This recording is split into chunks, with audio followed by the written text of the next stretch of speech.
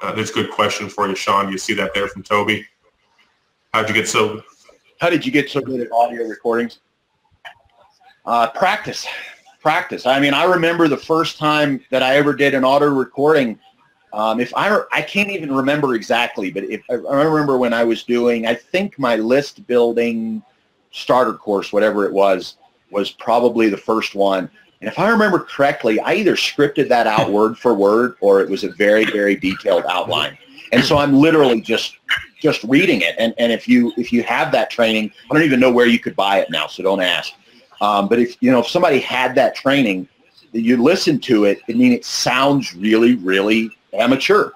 The second thing I think is that I don't necessarily care how necessarily good that I sound. I care about results. I don't even know that I'm good at audio recording now, but I'm willing to just speak.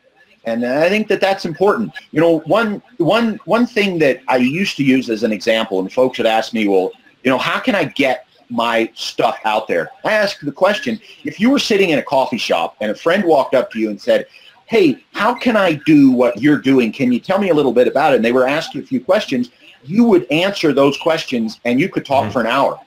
But as soon as you turn the recorder on, you freeze up. There's no difference between having a coffee shop conversation and having an audio conversation. So then I say, okay, well, the next step would be you'll be able to answer questions in a coffee shop. So write out your 20 questions and have someone in your life just ask them to you and turn the recorder on.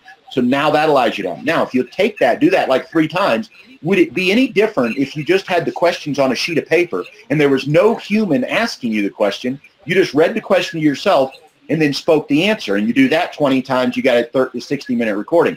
So I think if somebody were to do this every single week, for those that follow me, I recommend 1-hour product recording, whether you like it or not, whether you have any subscribers or not, whether you're making any money, every single week. And if you do that, after a year, you have 50 hours of content. Guaranteed, hands down, you'll be better after 50 hours than you were on the first. Yeah, that's the same. We've been putting up Udemy courses, and we try to do 2 videos a day. It sounds simple enough, but 2 videos a day has got us up to 9 courses right now, and then, a good chunk of income just by doing 2 videos a day. So you would do what Sean says and just do an hour a day. There you go. An hour a week? Hour a week. Yeah, hour a week. And anybody can do an hour a week.